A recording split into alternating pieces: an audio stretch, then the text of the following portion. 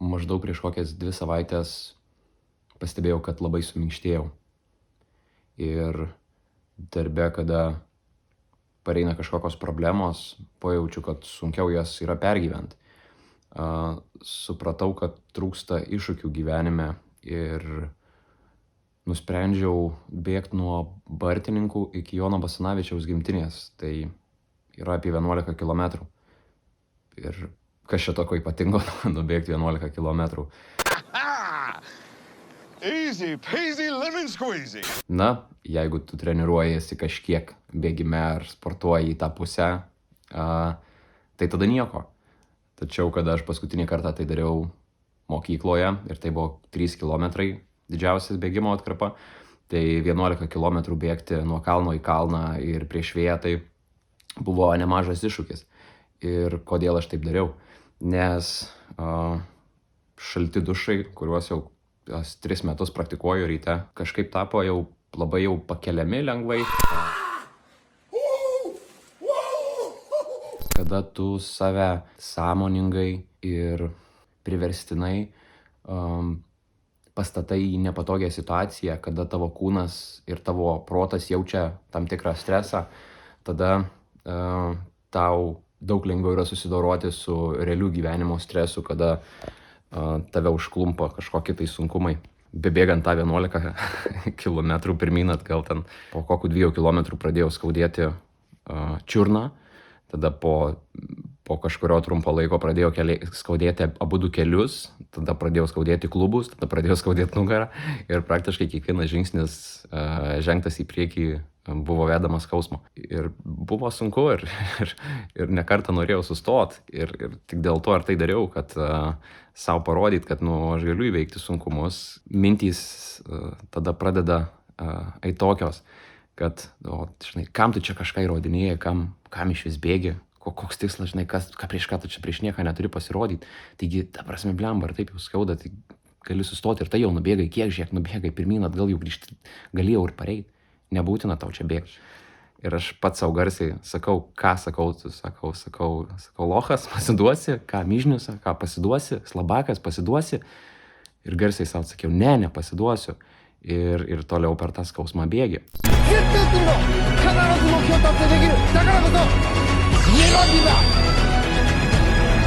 Tai šiandien bėgsiu, man atrodo, 12 kilometrų iki Riešės kažkokio ten Piliakalnio pasižiūrėjau, kad tai būtų, žinai, kažkoks, ne per daugiausiai vingių kelias, tiesiog tiesus, kad tai būtų dar didesnė monotonija, nes šitas bėgimas nėra dėl smagumo, dėl kažkokio, žinai, pasiekimo, nes nei sekundės jisai nėra smagus. Ką aš pastebėjau, tai kada žmonės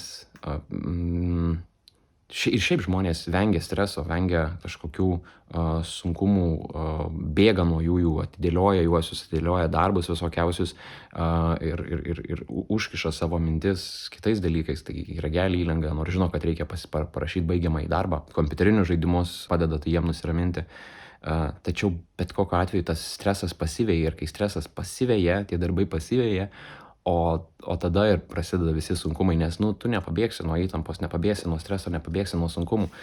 Todėl mano patarimas tau sąmoningai priverstinai save pastatyti į tokią poziciją, kur tu jaustum didelį diskomfortą, tiek fizinį, tiek emocinį, ir išmoksi tuo dorotis. Kaip aš atrodau?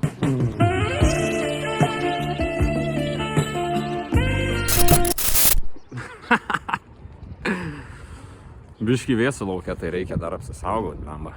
Sniegas, matai, pas mane dar krašte neatšilo. Reikia pradėti, pats atstumas nenusibėgs. Atbėgau. Per video iš viso atrodo tas Piliakalnis neegzistuojantis. Jo, nelabai atrodo egzistuojantis.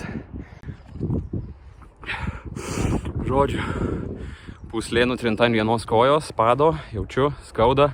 Kelį skauda ir klubas skauda, tai per daugiausiai nesilsėti reikia bėgti atgal.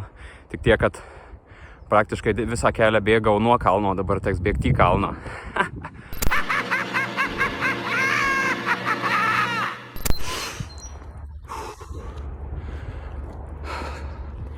Prabėgau per 43 minutes. Truputėlį ilgiau. Visą laiką reikėjo į kalną bėgti. Tikrai vienas stipriai pūslę pritryniau ant kairės kojos. Ir į patį galą jau čia ant kelių šimtų metrų pradėjau jaust, kad ir jau tikėtina ant dešinės pado pūslė pritrinta. 20 minutes later. Čia pirma, čia ta, kur pasakiau ant 200 metrų tokia maža pūslytė, kur sakiau, kad visą kelią tryni. Tai jau. Ir visą laiką, visą kelią praktiškai. Toks geliantis skausmas, kaip peiliu į kelienį, su kiekvienu žingsniu. My pain is constant and sharp, and I do not hope for a better world for anyone. In fact, I want my pain to be inflicted on others. Tikiuosi, tu negalvoji, kad aš esu kažkoks mazochistas, kuris mėgsta skausmą, kuris specialiai sukelia savo skausmą ir kaifuoja nuo to. Tai visai ne tokia video esmė yra. Video esmė yra tokia, kad kada tu kontroliuojamoje aplinkoje sukeli savo emocinį ir fizinį stresą, kada tavo kūnas nori, kad tu stabdytum tai, tačiau tu pragyveni tai, stengiasi ištverti tai, dorojasi su tuo stresu, su tuo fiziniu diskomfortu. Tada įsivaizduok, kada tau gyvenime kažkas nutinka, nežinau, palieka tave mergina. Neplanuotas stresas, ar ne? Ir kaip tu su juo dorosiesi. Neturi kur dingt, tu turi su juo tuo dorotis. Įsivaizduok, ten darbe kažkokį darai projektą ir kažkas nepaėjo, ar tu ten įmonėj, tarkim, 10 000 minusą nuėjai. Planavai tai? Neplanavai. Nutiko. Kaip dorosiesi? Problemos tai yra gyvenimo dalis. Ir kada tu savo noru stiprini savo ištvermės raumenį, savo emocinį raumenį, stiprini savo emocinį intelektą, tiesiog gyvenime to bus lengviau. Tie sunkumai, kažkoks, nežinau, barnis su kolegomis darbe ar santykiuose kažkoks nesutarimas pradės atrodyti ne tokia ir didelė problema, kada tu savo noru sau sukeli stresą. Mano rekomendacija, nedaryk, aišku, kaip aš, nebent esi tikriausiai truputį protiškai nestabilus. Tai, nežinau, užsibrėžk kažkokį tikslą, kuris tikrai tau būtų sunkiai pasiekiamas, tačiau tu tiki savyje, kad tu tai padarysi.